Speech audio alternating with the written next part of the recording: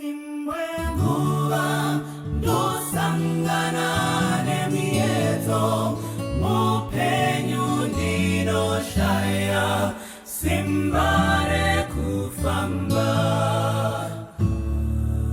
ndinoshinga kufamba nzira nyangwe zorema tindora mbuve echondeli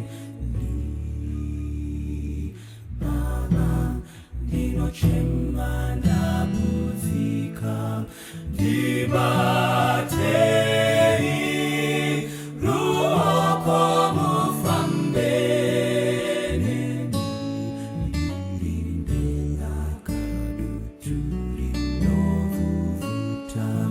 ndibatei ruoko mufambe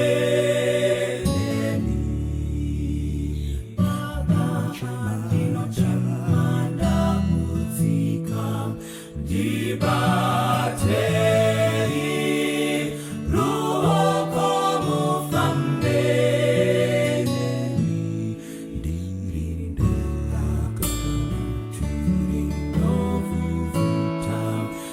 ndibatei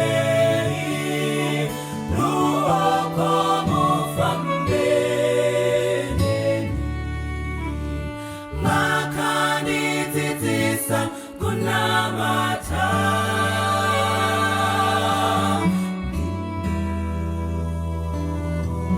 pfugama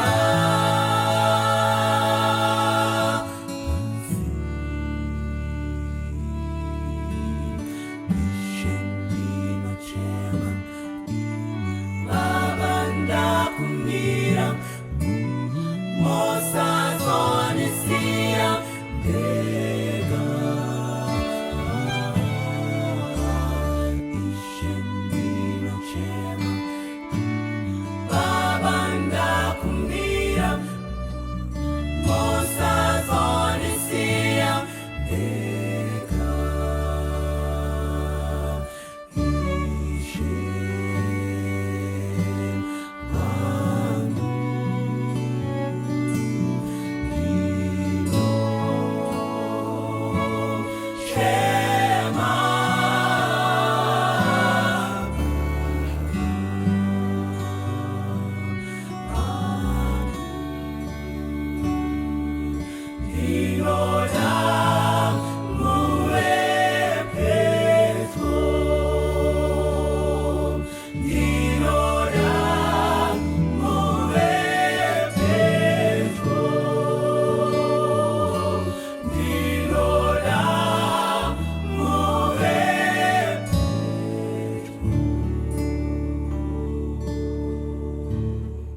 toda kumukwazisai mose kuchirongwa Family Matters, chirongwa chatinotaura pamusoro pezvemhuri.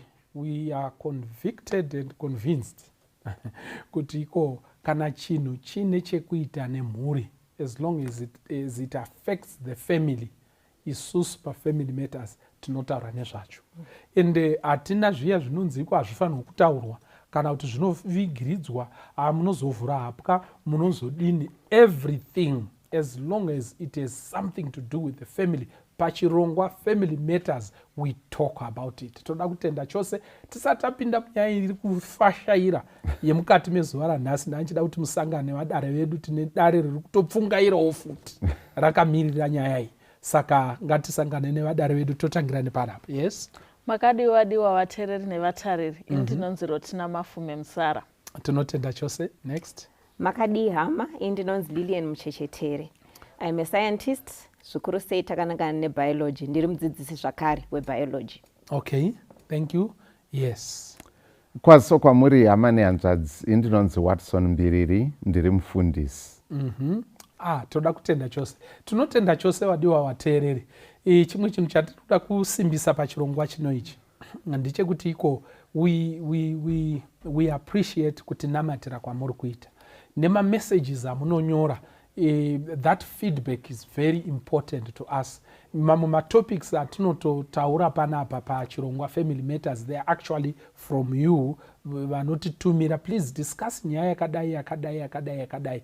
Then tomba taisa mubhegi redu rematopics, then we pick on those and discuss such issues. We are so grateful nefeedback yakaita saiyoyo. Mwari ngakukomborerei akuitirei zvakanaka mukati meupenyu. Mukati mezuva ranhasi gono, yes, musoro nyaya unonzi Ntombizodwa. kwakanaka here. Yes. Right. Gono, we have heard statements kuuya dzichitaurwa kunyanyisa nanamai. Vachitaura vaine kutsutsumwa nekunetseka kuri deep inside. Mukachibvunza kuti iko chinyiko inyaya ine chekuita nenyoka pamusha. Handiti muri kuona nayo chiripo. Nyoka pamusha vanhu vawanana, then pozvarwa vasikana. Vanhu vowanana, then pozvarwa vakomana chete. Handiti muri kuona. Nyaya iyo yakadzama, iri kupfungaira, iri kufashaira gono zvakadaro zvekuti iko pane vanhu vari kuudzwa such statements dzekunzi uri kundizvarira fambi panapa. Handiti muri kuona. Chii chimwe chaungatitaurire? Ni mazigomana akwana. Matsotsa aita sei? Akwana. Imbotsvagaiwo kwandichawana majasi. And you know that iye kungofunga kuti iko idi mudzimai inobva danda racho rinorerekera pakuti mudzimai ndiye ari kunzi iko inyaya yako. Handiti muri kuona. Saka nhasi tachida kudhiskasa nhaurwa iyoyi yekuti iko mumusha maita vasikana kana kuti mumusha maita vakomana. But gono ndimauya nedanda iri nemimai musara. Zvinobatsira, is it worth it? Inyaya yatonetsa here. Mauda unyepera vanhu vakazvigarira haumba mavo kuita vasikana vangori vasikana chete. Is it something chatingati iko shuwa zvashusha mudzimba umu zvakadaro zvekuti iko ingatove nemagatsi ekukwira padare rasino? Nyaya yacho kuita magatsi. Kuita magatsi iyo nyaya yacho pachezvayo yekukwira padare. Ragono nasinyoro. Saka let's talk about the relevance of this topic. The relevance of this topic before we delve into the issues dzine chekuita zvine basa here, zviri kunetsa here mai musara mukati medzimba. Yes. Inyaya chaiyo inotopira. Mamba matanga nemafembo. Matanga nemafembo mai musara. Mamba ndatotora mafembo. All right. Yes. Nekuti inyaya yakaoma chaizvo kono, ende inyaya iri kutoraramika. And haisi kungoraramika tiri muZimbabwe chete, but iri kuraramika pasi tenderere chaiyo. Tikatarisa even kunana India, dambudziko iroro rinoitika zvekuti sometimes munogona kutowa kuti 2 million girls are missing. Nenyaya iyoyo yekuti vasikana havasi kukosheswa musociety. Ende ndokwakanyanya nyaya dzema female ferticides, vanhu vachiuraya mwana netechnology yekutoona kuti ari kuuya musikana here kana kuti mukomana. Vanhu vobva vatoti regai tidinai tichitouraya musikana wacho asati abuda, then we try for another baby. Kana takudzoka kunoku kwatiri kuona nyaya dzeinequality kunyika dzinotambudzika stereki, inyaya yekuti tinokurudzira vakomana nemhaka yekuti tiri kuona kuti aiwa kumabasa kuri kuinda varume. Mabasa ane mari ane varume. Kana takutaura nyaya dzezita rinotakugwa nemurume. Kana takutaura nyaya dzekuti achachengeta mhuri ndiani kunohwe vakomana. Nemhaka yekuti tine ma-inequalities ari musociety yedu. Saka zvese izvozvo zvaunganidzwa zvasanganiswa, tinozoona kuti vanhu they prefer kuti mukomana ndokuti ubaba. Kana uchida kunzi uri murume ndokunge waita mwana mukomana. Asi ukaita vasikana mheno ndezvanamai. Alright. Yes. Saka inyaya iri kupfuta iyi. Iri kubvira. Mukati medzimba iri kunetsa. Yes. Gono. Yes. How shaking. Matremors enyaya iyi akasimba zvakadini? Inyaya yakasimba zvikuru Sinyoro. Yes. Kutobva pazita ramauya naro. Yes. Rekuti Ntombizodwa. Murimi rweNdebele kana Zulu. Hazvisiri zvinhu zvinoitika just in Ndebele or Zulu culture. But ndinofunga it's an appropriate term to capture the concept yatoda kuti tite focus on. Yes. Nekuda kwokuti ntombi mazwi mairi kaya ntombi is ntombi meaning girls and then zodwa only.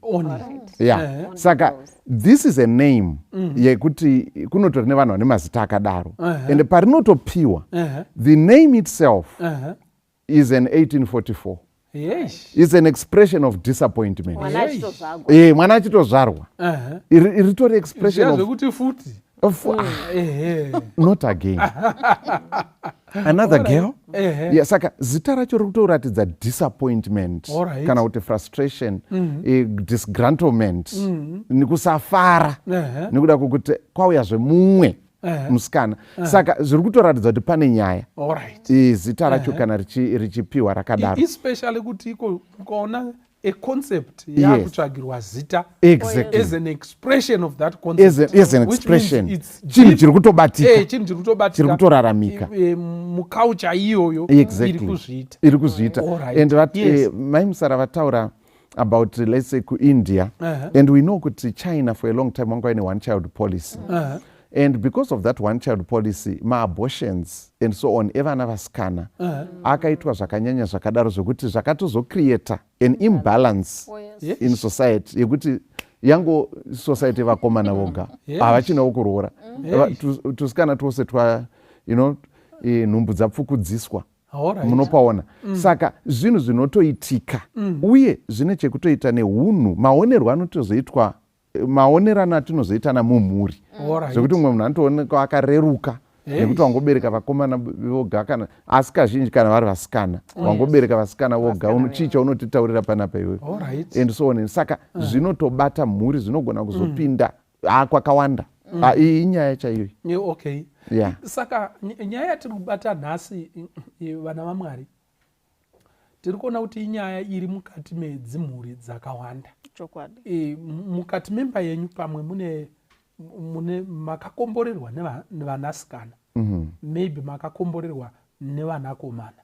We understand kuti iko izvozvo chete kungoti mune vasikana chete, kungoti mune vakomana chete, pane zvazvinotoita to an African family. Not only an African family, we've talked about other cultures, India and those cultures. Ndanganchida kuti iko tipinde kuti iko zvingava here nedambudziko kuti mumba maita vasikana, pangava here neproblem kuti iko vakomana chete kana kuti vasikana chete.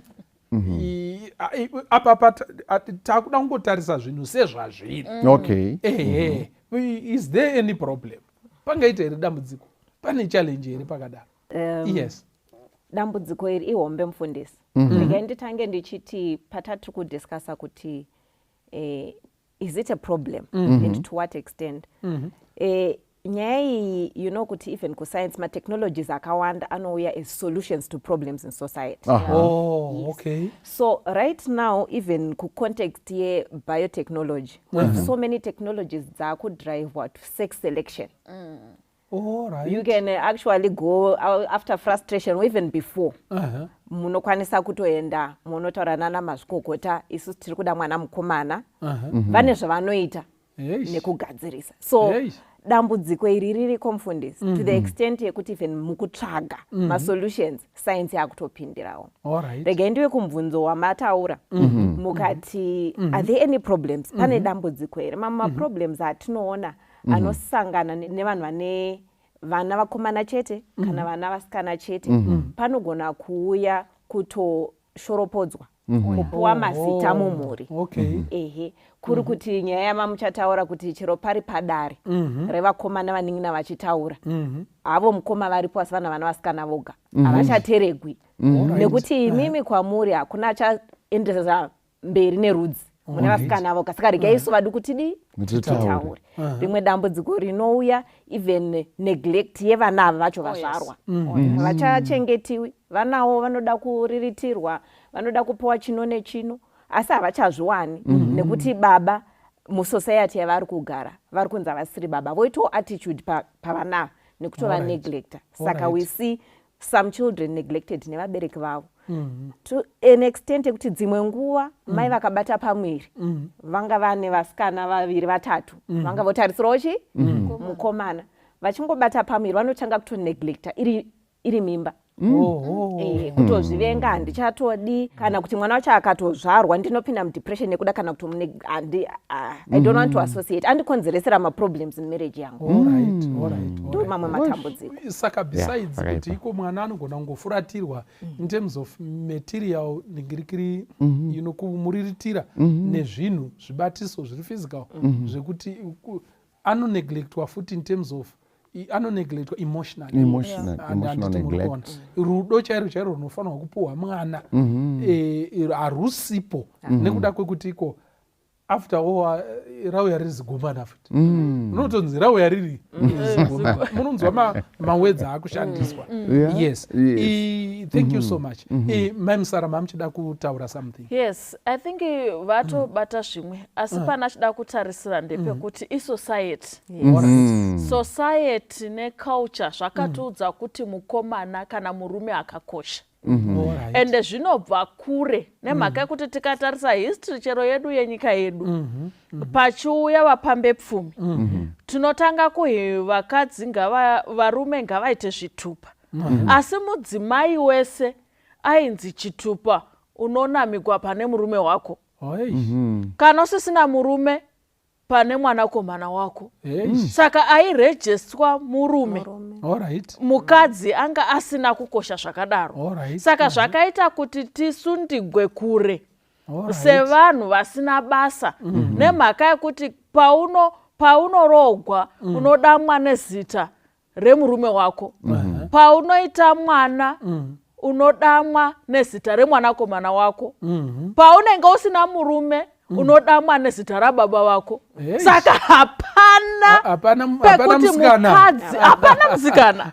Saka hatitoripo paradha yekukosha kweupenyu. Saka ndopamunoona kuti paya munhu akazoita mwana mukomana kana kuti vana vasikana chete anonzi hapana zvaadina zvaita. Makorokoto aya kwakungopesvedzera muromo, asi panozvagwa mwana mukomana ona mhururu zvodosiyana nemabatigwa anenge oitwa munhu nababa chaivo vakupesvedzera chiya chikomana chinenge chinzi chine vanji.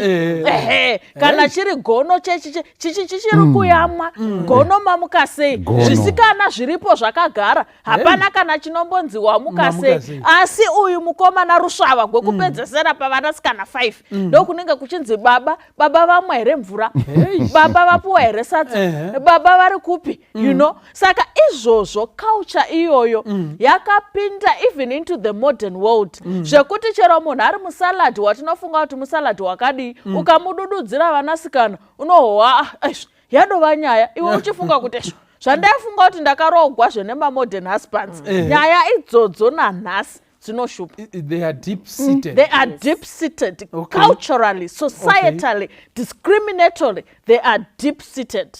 Hey. Yes. Ndakakomborerwa nemwanasikana.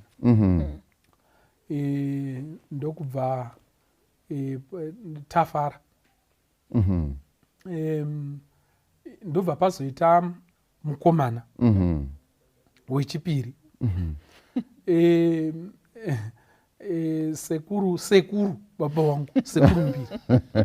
He was so excited and happy. Zvikanzi no, unoona mufana kana mukadzi adaiso enda unotenga mbudzi. Hanzi yochekwa zvakanaka yogara mufiriji. Anofanirwa kudya muriwo wakanaka. Okay. Kuti mukaka uite. Kana adaiso. Kana adaiso. handiti muri kuona we tatitori kumba and all that tadzoka kumba kuitira zvipatara zviri pedyo and all that because ndaishandira out of Harare better hospitals and all that saka ndakanoitenga mbudzi shuwa handiti muri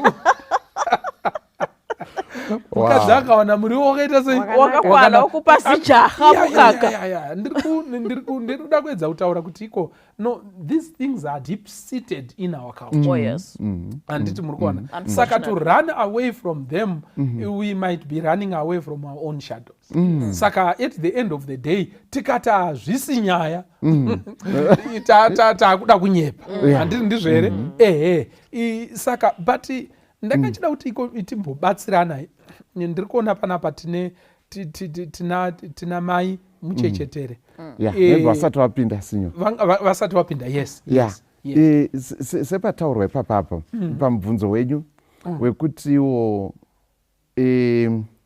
idambudziko here kana kuti zvine challenge here machallenges aya anobva pa how we have organized our societies. All right. Physiologically it's not a challenge.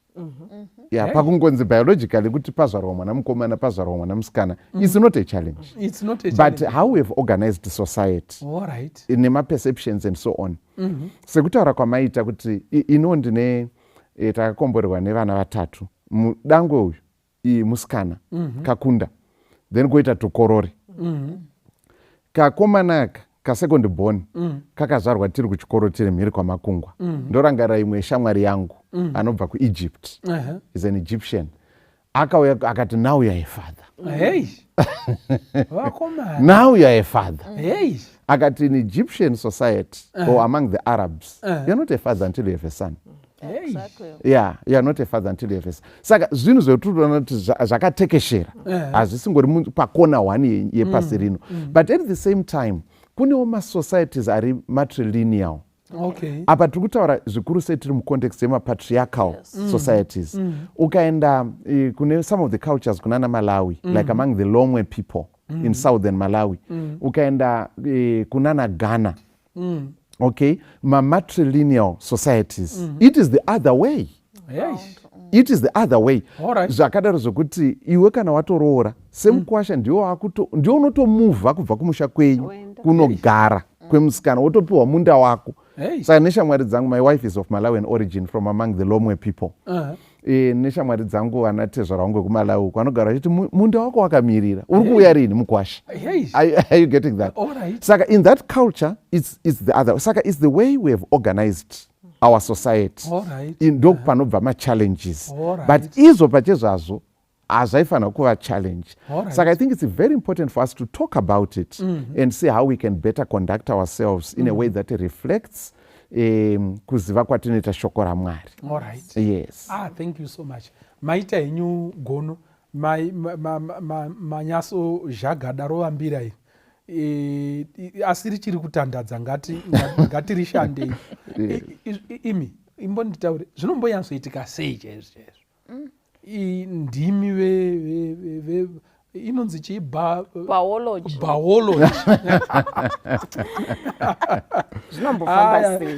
zvinombonyatsofamba sei mai muchechete because zvimwe zvinhu munoziva kuti iko pachishona tikangotadza kunzwisisa zvinhu tinobva tatsvaga mweya yekuisa ipapo mutezve mweya ndo yatinokanda pazvinhu but zvinhu zvikatsanangurwa zvikati bha zvikafurwa nemhepo sometimes zvinopaka relief nekubvisa kakuyeresa zvimwe zvinhu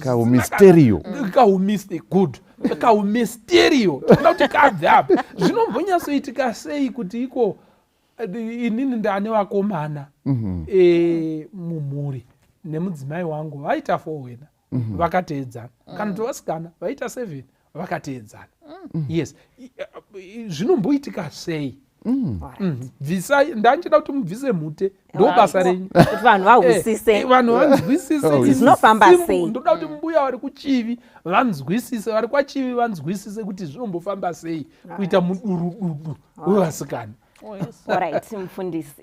Nditenderei kuti ndiunze kachidzidzo mbichana kescience kudare dare ragono nasinyo right ticharangarira vamwe takasangana nazvo vamwe hatina kusangana nazvo ndine kachati kadiki kandangoti sex inheritance vamwe vanoiti sex inheritance vamwe vanoti sex determination ndida kuona kuti zvinofamba sei saka ndine kwandati female uku kune 2 zvandati xx uku kwandati male kuna x1 nay1 zvazvinoreva ndezvizvi regai ndimbodai zvazvinoreva ndezvizvi munhukadzi wese achizvarwa mukati anenge ane mazai ake akakwana achikura achizoyaruka ozonzi ava kutevera zai rimwe nerimwe rinenge richibuda mwedzi wega woga kutarisira kusangana nembeu inobva kumunhurume kuita kuti pazoita mwana saka zai rimwe iri mazai ese anobva kumukadzi ane atichangoti max tongobata tichingoti max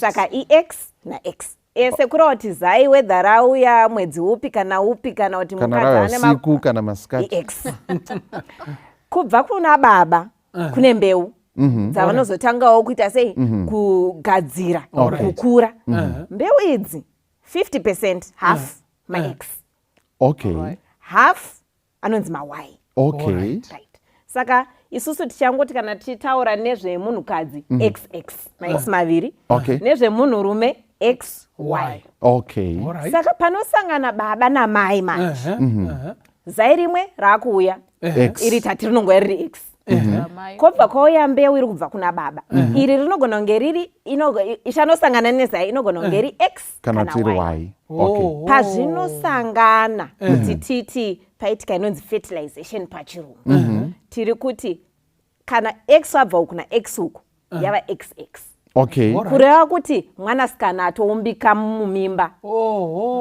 kana kuna baba mbeu yauya iri y pa 50% yatataura iyaiya nex yabva kuna mai toita xy ava mwanakomana saka kuscience tinoti sex determination tichitarisa biological makeup yamai nababa mai havana chekuita nekuti mazai avo ese max baba ndivo vane 50% max 50% mawai saka ndivo vanodetermina sex yemwana tisiri kuti vane a conscious decision. He does not decide kuti consciously ari kuenda ndikutumira mawai. It's by chance and the probability is half. Saka kuti pese paitwa mwana pane 50% chance yekuti mwana musikana 50% chance mwana mukomana. Ega iningopedzisa ndichida izvi. Saka tati ma-XS eduku 100% ari kubva kuna mai, 50% ma-X kuna baba, 50% ma-Y. Zvichinosangana, there is 50% chance yekuti we have a female child or a male child. Biology. Saka muri kuti ko maitiza science kakuchikoro sasa. Aiwaka. Ndaitiza hangu but apa ndiri kuona kuti ndadedza ng'anga yabata mai. Kupembedza inobata mai. Ndapembedza ng'anga yasvikobata mai. Anditi muri kuona. Kusvika mumushane ng'anga uchitaura kuti chitopota ichi. Chitopo. Anoona zviri kure nezviri pedyo. Omva ashopera achibata mai vane vako. Pane kwauchaenda futi. Saka ndiri kuona kuti iko muri kuti here semurume matotaura kuti iko semurume ndiwo unotoita kuti zvinhu zviitike. Murume ndiye akatotakura matomu kuti tizive kuti achaita mukomana here kana kuti achaita musikana here. Ndipo pane kuti either X or Y. Kuna mai hakuna hako zvekuti zviya zvekuzoti kana toda kushandura dei titoshandura uko. Tinoti ndiko kunogona kushanduka kubva ku-X nekuenda ku-Y. Alright. Imi pane chikafu here chingadyiwe. Aiwa gono toda kubva panapa tabatsirwa. Handiti muri kuona. Pane here chikafu chingadyiwe kana kuti iko imwe mhando inganzi yebonde here inokonzera kuti mawai auye pana X apa mwana angoita mukomana zvipere. Zvipere. Zvirimo mumatheory anotaurwa nevanhu. Tiri vanhu munoziva kana paitika dambudziko tinofanira kutotsvaga kuti tingagadzirisa sei. Zvirimo mune zvinotaurwa nevanhu but scientifically hapana evidence. Zviripo zvinotaurwa zvinonzi pamwe wai uyu anotiremei saka kuda vanhu vakasangana nguva yakati yomwedzi chances dzokuti mawaya ndio anoenda ari pamberi. Alright. Matthew Rantaugwa nevanhu noti tinoziva kuti pese panoriliswa mbeu idzi dzababa dzinenge dzakawanda kana wasvika kuma 100 million. So chances yekuti 1 ndio iri kunosangana nezai kuti pave nemwana kuita kwaMwari. Nekuti ndeipi yacho kuita kwaMwari. Izvi zvazviita vanhu edu zvekuti tinogona kuti yedzai izvizvi kana zvizvi. Ndidya mauyu. Ende chinonyanyonetsa sinyore ipapo. Yes. Ndechekuti pakuzoidla nekudi kwakatariswa mai. Mai vasina chavanodina. Chavanacho chavanoisa ipapo. Saka ndokuti chikoro kwataita. Nokuti unoona kuti mudzimai anoita vana 7 vasikana. 8 vakomana. Chero achiwa musana uyu uchibhoila. Chero akaudzwa nana chiremba kuti chiregai kubata nhumbu nemhaka yekuti mukabata imwe muri kuisa upenyu hwenyu munjodzi. Haaregedzi. Anoramba chingoti regai ndishingirire. Asi nemhaka yekuti uku kunenge kuchipisa kumba kwaanenge ari. Saka ari kuzama kuti let me cement the relationship even at the expense of my health. Saka tinoona kuti tinorasikirwa nana mai vachida kubara vanakomana. Nemhaka yekuti pressure is mounted on the woman kuti waitirei vasikana ndiwo wandiitira vasikana. Yeti kana dai tatine ruzivo rwakakosha zvakadai varume vese vaidai vachipembera modzi yatombopinda ikagona kunobuda nemwana. Nekuti ndo zvakakosha chete zvekuzoti ava mukomana ava musikana takungozvitambudza edu. Vanhu vanomwa mishonga isingaperi nekujambiswa mabhande nekujambiswa makushe nekudii vachinzi nyoka ichinji. Izvo hapana nyoka inoda kuchinja. 100 million unomachinja uchiita sei? Zvikomana 100 million. Zvikomana 100 million. Ozvijambira kuenzere mutombo. Yes, God. Tibatsire. Yes. Yeah, I think pakakosha zvikuru kuona kuti it's unfortunate kuti vana mai vanosara vane musengwa wakakura zvikuru kwazvo wekunzi ndiwe usiri kuita kuti rudzi rwedu rwusimbe. Alright. Musengwa iwoyo osara wava panana mai. Asi ndofunga sekutsanangura kwaitwa namai muchechetere zviri kubuda pachena kuti izvi hazvisiri zvinhu zvinogona kuitwa nemunhu. Kana kuti zvikanzi ukanwa mutomba wakatarisa kumadokero ndokuti nyoka ishanduke and so on. And munhu atiri kufurufusha hatorina control over these things. Saka I think vataura shoko rinokosha kuti nekuda kweuwandu hwembeu inenge iripo wataura kuma 100 million hatitorina kana mazwi eshona ekutaura nhamba yakadaro. Hapatorina mazwi eshona ekutaura inhamba yakakura zvikuru. You see? Saka kuti uzozwa kuti that why ndo ichazoenda yakadai pakwatongova kuita kwaMwari kwatinofanira kuti tiremekedze zvakadaro. Hazvisiri zvinhu zvekunzi zvinofanira kunzi zvishorerwe munhu kunzi hauzi chinhu yo pamusha panapa. But inini chinhu chandirovesa nehana ndechekuti iko dende rekuti iko mwana aite mukomana kana kuti aite musikana riri kuna baba. Ndizvozvo. But baba vacho ivavavo avatomborina simba rekuti iko chikomana kana kuti pachasvika y here kana kuti x. Avatorino simba ivo baba vacho ivavo. Handiti muri kuona. But zvinogoitika sei? Ndofunga it goes back to what Mai Musara was saying kuti iko vakadzi tangogara culturally vangogara vakatogadzikwa gearbox rebhazi pachipfuwa kudhara. Handiti muri kuona. Because ivo pachezvavo vakatomirira ndo vanenge vachida kutotambidzwa mukomana kana kuti musikana. Handiti muri kuona. Ivo vari ready to do anything. Zvichienderana nezvabva kuna baba. But hapana kana chinombotaurwa nezvababa. Mukadzi ndiye anoite sei? Ndiye anotoomesera. Ndo imwe problem yandaona kuti iko ngaijeke vana vaMwari vadiwa vateereri nevatariri. Understand this simple science. Zvinokubatsirai kana wakutrita mumwe wako kana uri kugarisana neumwe wako kana uchigarisana nemudzimai wako kana kuti wagara mudare rinana sekuru vayo munoziva kuti pane tumwe twazukuru tunototanga kuti sekuru kana musingagoni ndipei mbuya iwewo zvekungotsvinyirana pachivanhu handiti ndizvo here but zvine kakubaya kazvinoita kana uchinge wawega handiti ndizvo here ehe saka ndiri kufunga kuti iko zvakakosha kuti munzwise this simple science zvinotibatsira attitude yatinozoita pamadzimai edu panyaya iyoyi yekuti ko paita vasikana paita vakomana mukati memhuri.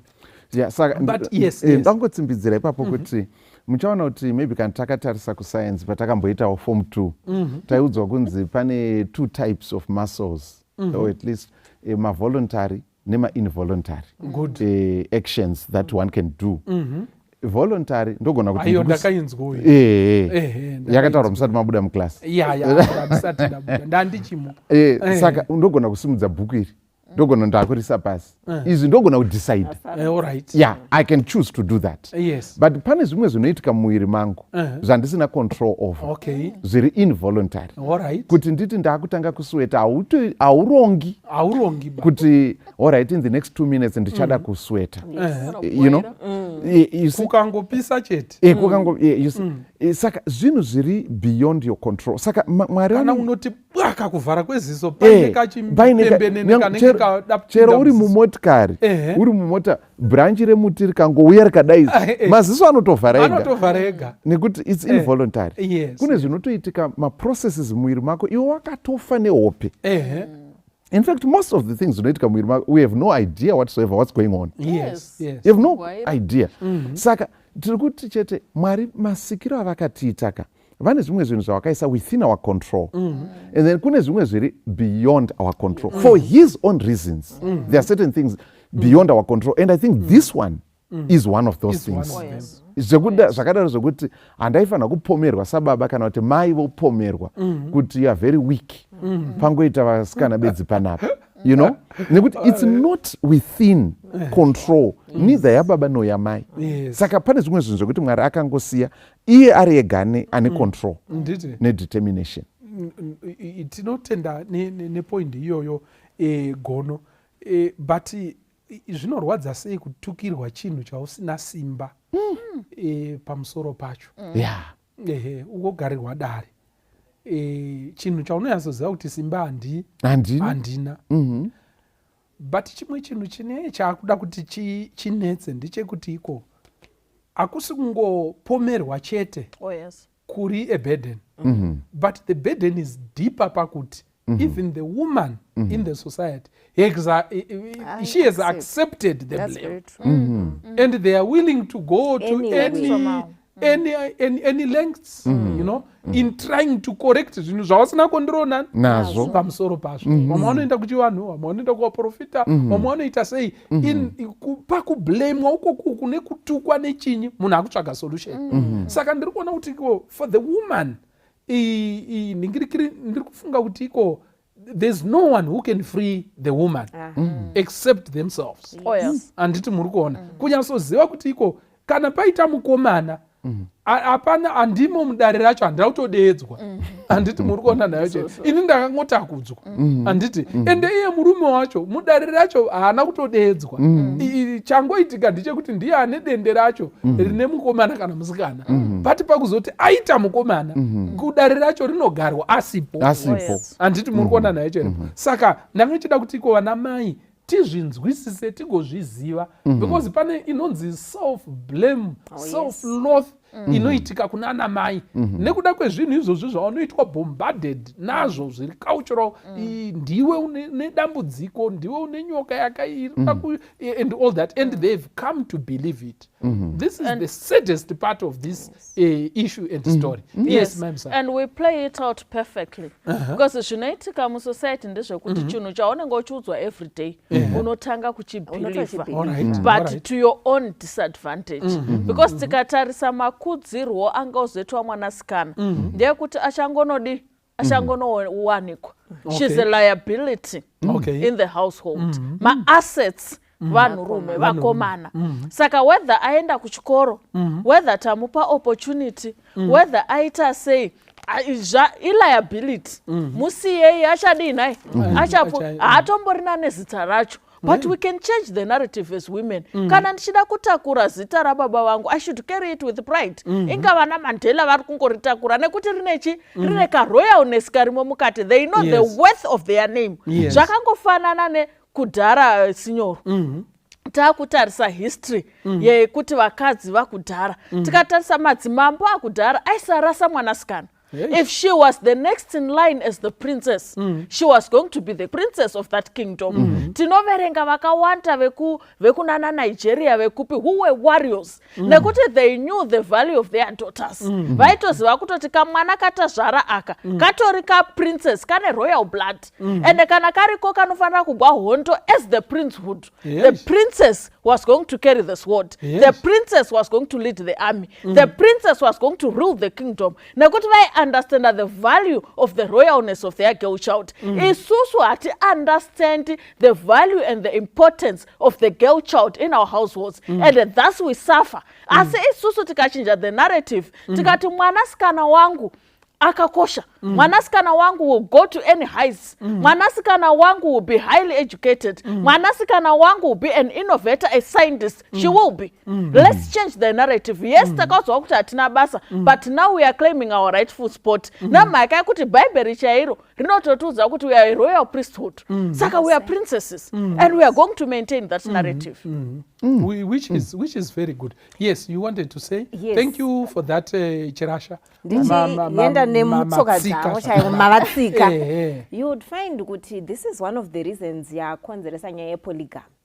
Varume vakawanda not out of choice but even pressure inobva kudzimuri utotsvaga kumwe mukadzi angakuitira mwana mukomana kana kuti angadai and madzimai have accepted kuti zveshuwa inini ndakakoniwa saka handomutendera zvangu. All right. Families ekunozvagwa mwanasikana have also accepted to say zveshuwa actually dzinotoenda dzonoti kuna natezvara tichambororawo mumwe kana kuti mungatipere mumwe nekuti hapana chii nevanji.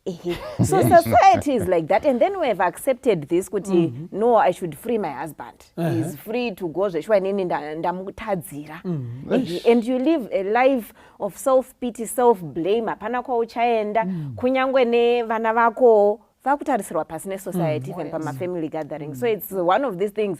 Besides kukanganisira mhuri iri apa kapa zviri kutauka zvichienda kunyangwe nekusociety tichinozosvika kuzvikoro nekumachechi takutrai kudhila makutrai kudhila nemunhu akatokanganisika ichiri mimba because esteem yacho yakatokanganisika kudhara. All right. Hey, thank you so much. Gono maiona nyaya iyi kuti iko inenge inoti, let's say, that concept yandanchitaura ye self loath inenge yaemphasizwa from the cultural ngirikiri viewpoint kuti iko mwanasikana achidzikisirwa ana ukosha and all that. Yandirwadza kuti iko mukadzi anodzimara kuti iko agamuchire kuti iko kunyangwe baba vakaita gumbo panze. After all, I've disappointed you. Anditi muri kuona ogamuchira upombwe nebonde mupengo pamusha pake mukadzi achiti hazvina mhosva. Why? Because inini nditoriwo disappointment kwaari. This is, for me, this is too much. Yes, on the girl child. Andizozivi kuti ndisatani here. Zvazvinozoita dzimwe nguvawo zvinongoti baba vachindobuda kudai mwana mukomana. Saka zvobva zvaita kunge zvine justification. After na 8 kumbo zvinogona kuti after guchuri yaramwiwa ranzinosandura nyoka otoitwawo mwana mukomana. So there is this misconception yekuti tinogona kutsvakira masolutions aya tikagadzirisa zvinhu mudzimba. Okay, all right. Because of that ngirikiri rare probability. Yes, that chance one that chance yekuti zvazongoita anditi muri kuona. Yes, zvazveuya wetimu yake yebhora yekuti pari kutambwa mafinari you know ari kuona patv wakomanaka zvasvika pekuti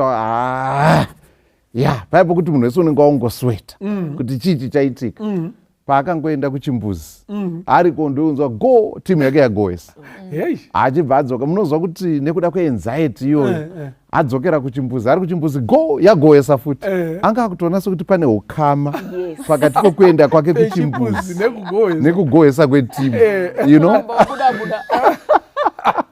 saka zvinogona kuitika nenzira yakadaro zvotosimbisa imwe narrative and so on but ndoda kuti ndiuye papfungwa yataurwa iyoyi naamai Musara yekuti it's unfortunate kuti as the human race tinozviitira a big disservice nekuita devalue vana nekuda kwokuti mukomana kana kuti musikana zvikuru sei kana vari vasikana ukada kutarisa let's say muhistory yeAfrica some of the most celebrated warriors and defenders of this continent from colonialism were ladies.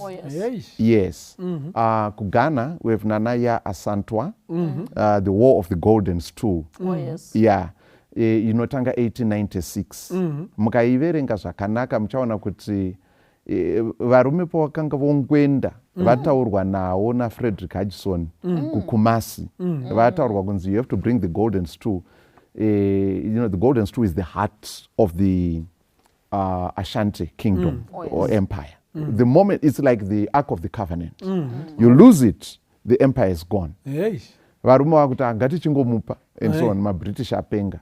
Nanaya Asantwa akataura akati I'm disappointed kuti ndopa masvika apa sevarume chigarai pasi ini ndakumobilize madzimai ticharwa nemigoti nezvipunu against the British. They will never touch the golden stool. By then their king Prempe was already in exile and everything like so they looked already like a defeated people until Nanaya Asantwa came and that was maBritish kana vakamboona moto muAfrica munomu iwo papfumo raNanaya Asantwa ukauya kuAngola what's her name this lady wekuti for all her life the Portuguese were never able to conquer her territory. They never managed. Pavakamudaidza kumeeting kuAngola kuLuanda they made sure kuti avamisire chair kuti agare pasi as a way of humiliating her physically agare pasi and immediately one of her bodyguards offered himself to be the chair so that she could be at par in discussing with them. They never took her territory as long as she was alive. So these are so can you imagine how much we lose out kana tichita devalue such great warriors. How many of such great warriors have we devalued who could have been great contributors in different spheres of life simply because they come muskana especially. I think it's a disservice, big disservice that we do not only to the child but also to our society. Exactly. Yes, kuwezera pavataura tina futi Queen Amina of Azazani. Oh yeah, indava ndafunga wangu Njinga. Queen Nzinga. The Angolans have different way to call her, but Queen Nzinga. Yes. She was I think she invented the armory. All right. Yekuti masoja ake apfeke during that time when they were fighting the British Empire as well. So we have lost innovators. We have lost great minds. We have lost social. We have lost a lot in disregarding the other gender. And I think inini ndodzokera panyaya kuti vema kingdoms the royalty because Queen Amina akatonotiswa na grandfather. Right. Which means kwavari kwakusina girl or boy kwanga kune muzukuru and he noticed kuti this one is a bomb and he himself schooled her into fighting and she was a great warrior. Saka tiri kuti isusu by discriminating by forcing the other gender out we are already losing millions wealth of gold. We are losing so much but tikangotarisa mwana tikakuti what value can I put in this child so that she or he can realize the potential that they have. Tinoona kuti go far as a country. Izvo zvekunyeperana kuti hai mazita ropa ndo rataugwa zvema 50% awo zvakangofanana hazvina kana basa. Thank you so much. What are the other challenges dzatingawane problems in families dziri kubuda nekuda kweissue iyoyi. What are some of the challenges dziri kuuya nekuda kweissue yekuti kupamba paita nyoka imwe? Anditi muri kuona besides the challenge of losing great minds, anditi muri kuona challenge discrimination against the girl child and all that. What are some of the 1, 2, 3 challenges as we go to wrap up and close nyaya yakasimba yakadai so? What are some of the challenges dziri kubuda mudzimba umu kana nyoka iri imwe chete? Kurambana chaiko pastor. All right. Munhu anotonzi pack your bags and go. You are of no value to me. Ngangonditira one gender. Kana kuti mukadzi anogona kutosiyawo murume kuti ungosora uchindipa zvikomana izvozvi. Ini ndoda kuwanawo wandotaurawo nyaya wandosekenyekawo naye ndoda kusungawo kamanhingirikiri tumaribhoni nongoramba nongoita vakomana ivavo handichadinda haakutopeka akuenda. Saka zviri kwese asi kwakanyanya ndekwekuti ukaita vana vasikana zvokwadi unorambwa masikati machena. So we have seen disintegration of families, vanhu kutobreka up, kutorambana, and from there takutoona kuti vana vanosara votambura only because mwana musikana. Alright. Gono akuna here imwe nyaya yekuti iko vanhu vari kuzoverevedza vobuda mumba ongoti ndiri wechechi but chandiri ngoda mukomana chete. Handiti muri kuona ndodzoka ndoreurura but ndane mukomana mwari wemuhondo angori somewhere. Handiti muri kuona akuna here zvimwe zvinhu zvakaita saizvozvo izvozvo kuti iko vanhu vanobuda pachitsidza covenant yemuchato unotsvaga bonde rekuita mwana mukomana. Yes. Izvo zvinowanika chaizvo sinyoro. Zvinhu zvinoto ende zvinoita sekuti society inozvigamuchira inoita sekuti we understand imaidawo kuti aite sei. Saka chero even veukama chaiwo vanongoita sekuita turn a blind eye kana kuti zvinogona kutosuggestwa kuti aiwa vana tete vanogona kumutora kumuenda naye pachikona chii chanyanyoshupa and uyu ari kungokupa vasikana kawo saka zvotoguma zvakadai aiwa kai uchangamuka oka and so on and so on. Saka iwe svinurawo saka panoteta kuti wambva warara nezamukana izvo zvinhu zvakamira zvakadai ereda wenyu wamakazodawo and so on tinodya izvozvo here. Saka zvinotoita kakupesvedzera kanoitika kuguma munhu atoona kuti saka atokreaterwa a conducive environment yekuti chero musikanzwa yake panoita aiwa zvinototambirika kune vakapoteredza kunyange zvichibaya mumwe wake uyu sepfumo. Saka muchaona kuti ndakanzwa nyaya yekuti pane vamwe pawakangozvarwa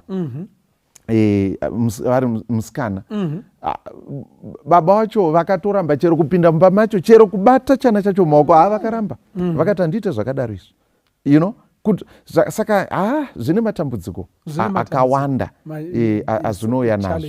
Yes. Ende kupesana kwehama and so because usually anenge paepicenter peearthquake muroora mhuri yese yakamuti jichichi maziso ndiwe iwewe honzeri yedambudziko rese riri mumusha. Saka iye kuti zvino unokwira churu chipi naisi nyoro chekuti utsanangure kuti what have I done wrong and yet uchipumwa uroi nemusha wese iwo zvinhu zviri beyond your control saka can you imagine what it does to self esteem yemunhu kokuvanava vakura muenvironment iri toxic yekurejectwa not because of what they've done.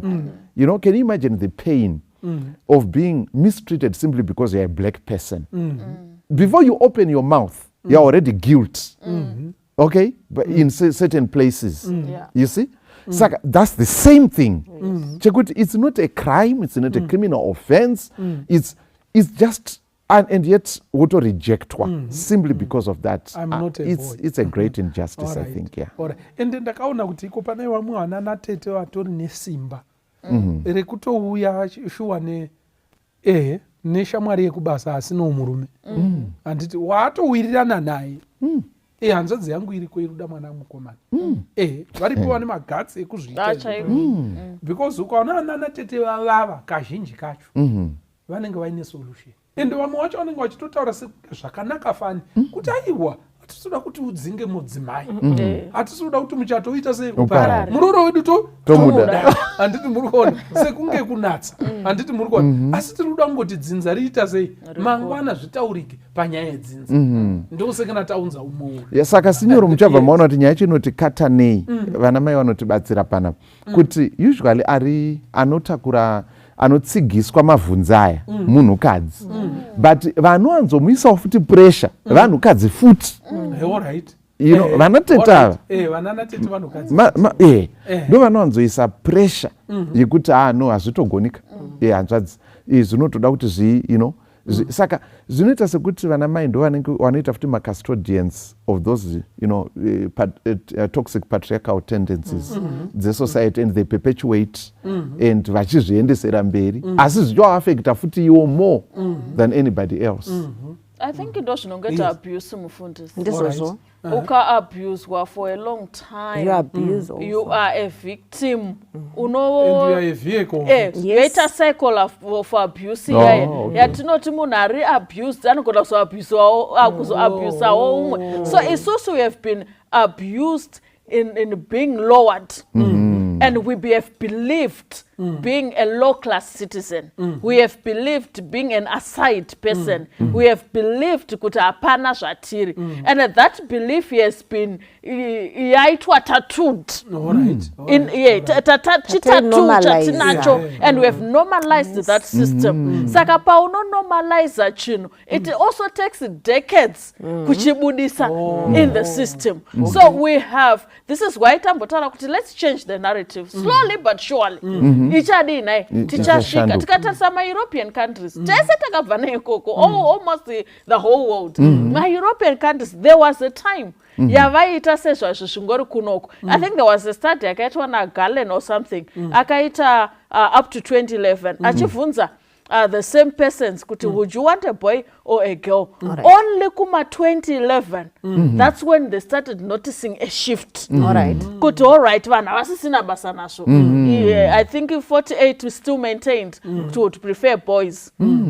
26 maintained would prefer girls, but the rest they were indifferent. And that shift is an important shift. So in our culture as well, ukobaba developed that it doesn't matter anymore. Munhu anogona kungova zvaanoda kuva.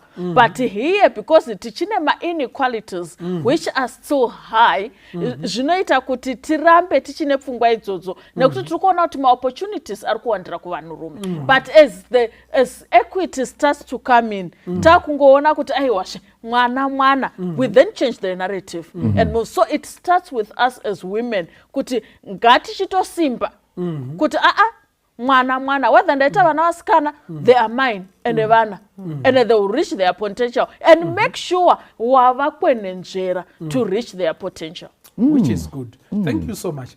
Pane zvingaitwa here kushandura nyoka imbotibatsira imwe biology. Takagara kumba naturally hapana zvinogona kuita nekuti tiri kuti it's a probability, it's by chance. Hapana angaziva kuti ndiwa here atungamira mberi kweresi kana kuti ndi-X. There's nothing that we can do. But vanhu votsvaka mano kuti tingazviita sei. Like I mentioned kuti there are technologies that are now there. In as much as tine rimwe group rinoenda kun'anga, tine rimwe group rinoenda kumaprofita, riripo rimwe group rinoenda kuscience. So technologies are now there. Kuti you can do the sex selection. Vane kaseparatiro kavanoita mbeu dziya kuti tione kuti aya mawai awandira aya ma-X nekuti vanenge vachiti pamwe dzine uremu hwakasiyana. So technologies are there but also very costly and they also come with social implications, moral implications, ethical implications. What are we saying about the prerogative of God as creator? Yes. So ma-solutions njere dzavanhu dzinogona vatendera ende munogona kutobudirira zveshuwa but there are a lot of things involved and solutions achatori no very complex. Yes. Ma-solutions acho aya kutotangawo zvimwe ndizvozvo chimbozvifungai mufundisi ini ndaenda ndakanosandurwa nyoka yangu asi zvazozikanwa futi zvakare nedzinza riya rambondipusha to this stage. Again I'll get a name. Munoziva kuti mwana uyu havana kutomuita naturally hamena kuma matest tube kana kuti mwana wemadhokotera kana kuti ndewake here hatichatozivi yadzokazve kwandiri nyaya yacho. Saka mukuzvitsvagira masolutions ndo mukuwedzera problem. Okay, lastly, let's talk about what exactly does the Bible say about this issue yekuti komusha maita vanakomana badzi kana kuti maita vanasikana badzi. Gono, I think you need to come in ipapa apoti rova mbira ira hapasisina apa kungo rova takatotarisa divi handichatopfire kana matei. So thank you. Tikatarisa muchaona kuti the Semitic culture, Jews, my Israelites, they come from a group of people who are called the Semites. Vano include Arabu nevamwe vakawanda vakadaro. So their culture is very close to the African culture in so many ways, in so many things. And chimwe chezvinhu zvaikosheswa culturally in their culture ndozvekuti pave nemwana mukomana, and you find those elements also mentioned in the Bible. Semuenzaniso Numbers 26 verse 33. Asi Zerofehadhi mwanakomana waHeferi akanga asina vanakomana. Zvinoreva kuti pamusoro apataurwa kune vamwe nevana vakomana. Iyi yabva yazotanga nekunzi asi. Anga asina. Yeah, you see. Asi Zerofehadhi mwanakomana waHeferi akanga asina vanakomana. Asi vasikana bedzi. Kuti vasikana bedzi ndokuti Ntombizodwa. Are you getting that? Yeah, anga ne vasikana bedzi. You see? Pambotaura kuti anga asina vanakomana asi anga ane vanasikana bedzi. Pane emphasis iripo apo yekuti itori problem. That's enough. Saka you automatically kuti ane vasikana asi papazonzi anga ane vasikana bedzi. You see? Saka inobva yataura ichiti mazita evanasikana vaZerofehadhi aiva obva wataurwa Noa, Hagira, Mikira, Mirika, Tiriza and so on. Obva wataurwa. Saka muchaona kuti panyaya yekurongwa manje Moses akutaura kuti pamunopinda mupromised land muCanaan, land ichagoyewa sei. Ndo panouye feature vana vaZerofehadhi vasikana ava 7 kunzi ayos. Saka papedza kutaurwa urongwa kuti inopiwa yakadai. Of course yaenda kuvana vakomana. Avasikana ndopo wakazoya wakati baba wedu wakashaika. Munoziva kuti renherera asi hatina brother. Saka isu hatinawo here inheritance. Moses akati Moses akafunga nezvazvo akati from a cultural point of view there's no way of resolving this. You have to take it to God. Ndokunoita a special meeting naMwari ine agenda item iyo ibedzi yekuti nai Mwari saka ndochidii.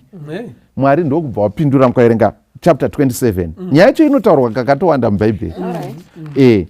Saka Mwari kusvikira vazoti pavhesi 7 vanasikana vaZerofehadhi Jehovha akataura naMozisi akati vanasikana vaZerofehadhi vanotaura kwazvo, zviro kwazvo unofanira kuvapa nhaka pakati pehama dzababa vavo, unofanira kuvagarisa nhaka yababa vavo.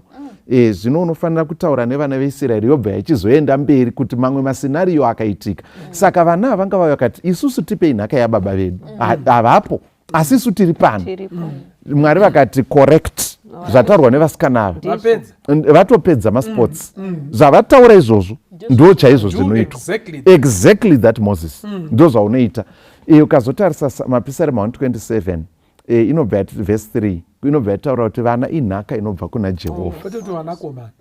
Vana inhaka inobva kuna Jehovha. Chibereko chechizvaro ndo chaanopa sechipo. Saka pamberi paMwari ngatikoshese vana uye ngavagare nhaka dzezvavanokwanisa. Kana mwachikwanisa kuita ichi nechichi ngativasakurire, tidiridzire vakure vaite zvakanaka. Dzimba dzedu dzive nerufaro nerudekaro. Pasaita gumbo kunze nekuda kwekuti paita vasikana voga, asi kuti ngatiite zvose tichitya zita raJehovha. Aiwa tinova nerufaro nerugare mudzimba dzedu. Thank you so much. One word, Maim Sarah. Chokwadi ndoda kungotaura kuti aiwa hapana chinhu chakanaka semudzimai pano pasi. Amen. Vanasikana vakakosha. Beauty redefined. Strength redefined. Good.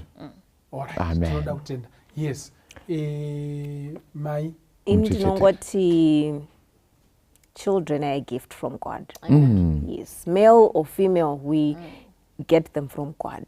So tinofana kutenda Mwari kunyangwe mechanisms avakaisa in place that we have these blessings in our homes. Yes. Thank you so much. Tinoda kutenda chose mukati mezuva ranhasi nenguva yatawana Ntombizodwa kana bedzi kana kuti iko ndangozvarirwa mazitsotsi mupamba pangu tichirefeya kuwana komana tatangira pakaipa ende zvinhu izvi zvinogona kunyararwa pamuromo sekutaura kwatiri kuzviita izvi pafamily matters but zvirimo mutsinga pachiberekerwo pachivanhu chedu kana zvirimo chete nziyo dzaunenge wazoimba kuchechi nezvakati zvaunozoimba zvinogona kutadza kunobata tsinga idzodzo kusvikira wazvipira kuna Mwari kunyasonzwisisa kuti mwanasikana mwanakomana mwana zvakare mudzimai aita mwanasikana mudzimai aita mwanakomana mudzimai zvakare zvakakosha izvozvo mukati meupenyu. Mwari ngakubatsirei, Mwari ngakuitire zvakanaka mukati meupenyu hwenyu. Takachida kuita munamato mukati mezuva ranhasi pamwe uri baba wakawana mumwe wako but there is some ill treatment yawakaita mudzimai wako nekuda menu mainfluences aibvepi maybe culturally wakangoudzwa unzi kana asingaita wanakomana haasi mukadzi kwaye pamwe wakatoramba wakatotiza mukadzi pamwe wakanoita gumbo pazvo uchitsvaga mwanakomana izvozvo zvakaitika wakatadzira Mwari ende uri kuti iko Mwari ndibatsireiwo mukati mezuva ranhasi. Some of us have sinned against the girl child. Mwana wako chaiye wakamutrita zvakaipa pamwe ndimai pamwe ndibaba pamwe uri mwana akatreatwa in that way because you were just but a girl. Kungoti musikana ndobva wambva watreatwa in such a way iri kukurwadza until now. There is hope in Jesus. Saka tachida kuti tinamate mukati mezuva ranhasi tachikumbira kuti kumai Musara mutikumikidzowo kuna Mwari tichikumikidza vakateerera mukati mezuva ranhasi mukati meruoko rwaMwari. Mwari aite heal the families. Tigamuchirane tigoda madzimai edu zvisinei nekuti iko mbereko yabuda yakaita sei mukati meupenyu. PaFamily Matters tinokoshesa kubatana kwemhuri. Ngatinamatirwe. Ngatinamatei. Mutsvene wakarurama toda ngokutendai panguva ino, toda ngokutendai nedzidziso yenyu, toda ngokutendai nekuti sika takakosha pamberi penyu, toda ngokutendai zvakare nekutirangaridza kuti mwana mukomana mwana musikana mwana. Pane mhuri dzakanetsana, pane mhuri dzangatsoda kuputsika. Mwari dzoserai mhuri iyi kwamuri, mudzosere futi moyo nemoyo kwamuri She wangu wekururama. Mugovawo neavo vakarwadziswa, vangava vana vakomana vangava vanasikana vasina kubatwa zvakanaka nekuda kwezvavari. Imi Mwari dai mukapindira mukavarapa maronda ese avakasangana nawo, nemadzimai kana madzibaba akanetsana nekuisa maronda nenyaya iyi. Mwari dai mungavanzwa, mungavaitira tsitsi, mungatsokedza rudo mukati memisha yedu. Toda ngokutendai nekuti Mwari anonzwa minamato yedu. Tonamata tichitenda muzita renyika nokusingaperi. Amen. Amen. Tinoda kutenda chose. Mwari akupei simba, Mwari akukomborerei. Zita rangu ndoitwa Pastor Francis Mbira, musvokosi paFamily Matters. God be with you. Ngandifane na Jesu awe mponesi wangu tizatenyine rudo nipfawisese jiwa ngandifamesa Jesu murwendo rweri pasi tiri murombo mweya karaine nimponesi kana achinzwa shiri zimwe dzichiputsika